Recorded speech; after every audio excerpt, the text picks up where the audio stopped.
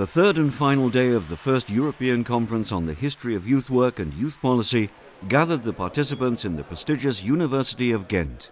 Time for conclusions and final comments, and everyone wants to leave his or her impression before attending the closing ceremony. I think it would be too much required to say that this conference now clarified everything. It would be worth not to leave it at this stage, which has been contributing to see a clearer picture and also to combine and to the diversity which exists, but to have a follow-up or follow-ups in the future, to really not have this as a kind of anecdotal reference, but to have this really as a pillar for future work.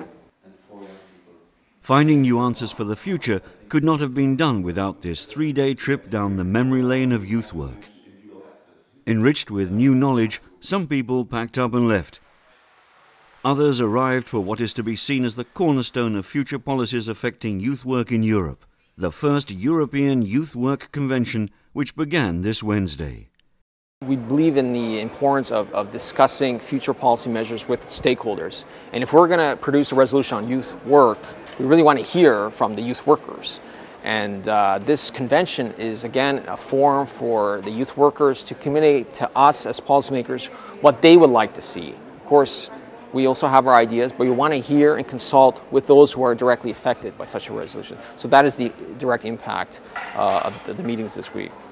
Like the Conference on History, the convention is organized by the Belgian EU presidency, which has put youth work at the top of its political agenda.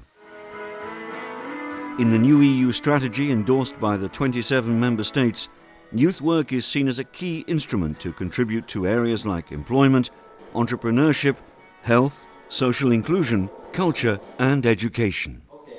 The European Union's new strategy is very, very, very strong on the capacity of youth work to actually deliver on a much wider youth policy front. That may be good news for putting youth work more firmly on the map. It may be bad news if it raises too many expectations. We want to make a resolution in the Youth Council meeting, in the Council, to get good practices, to get kind of directions. We want to continue the dialogue, the structural dialogue that is now going on, that the Spanish has started. We will continue, and the Hungarian presidency will make conclusions.